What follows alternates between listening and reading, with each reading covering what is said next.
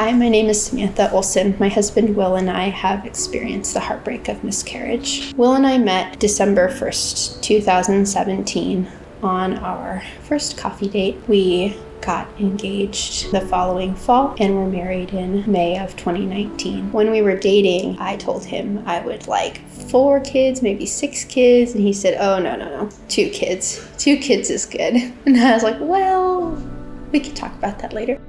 October of 2019, just after we got married. We didn't know when exactly we were ready to have kids, but we decided to leave it up to God. December 6th, took a pregnancy test and it was positive. It was very faint, but I knew that any sort of second line was positive. I was excited in the back of my mind, but I was waiting to see a really positive test. And the next day I took another test. That line was completely gone. I was wondering, am I even pregnant? So I went about normal life, going to work, and then December 17th, after I'd come home from teaching, I miscarried at home. Will was at work at the time, and so I went to the birth center here in town, and they did an ultrasound and they confirmed that I was pregnant, and I had lost the baby.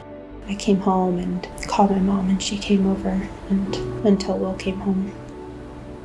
I didn't feel like anybody could relate, so it felt lonely. Felt this sadness and distance because I didn't have a way to relate to my baby. I didn't know the gender. I never got to experience that joy at first finding out. I didn't really know how to share it with other people until I talked to Carissa, and she encouraged me to get a ring. We decided to name the baby Noel because it was Christmas time and it was a gender neutral name. Put the name on the ring, and that way it was a good reminder of not only will we be able to see Noel again one day, but God's timing is perfect, and whether Noel would be our only child or God would bring more children, I knew I was still a mom and that He did gift me with a child. One of the most challenging days was Mother's Day. Just a few months later, people would tell me, oh, you'll be a mom one day, you're young, you'll have kids. It was just something that they couldn't fully understand. After the miscarriage, we decided to start trying again.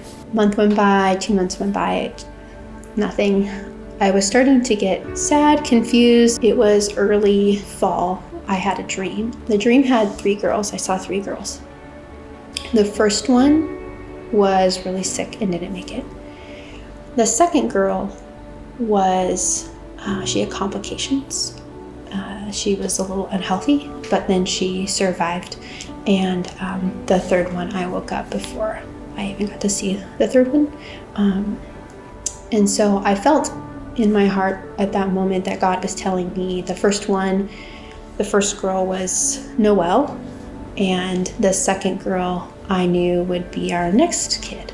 And a week later, I found out I was pregnant with our daughter. From the start, I knew because of the dream that there would be challenges. I just didn't know what. So I was almost bracing for it. About 34 weeks, I was told I had high blood pressure. I had this whole dream of giving birth at a birth center and having a water birth, and at 36 weeks, they told me you can't have that. You have to go get induced at the hospital because you have preeclampsia.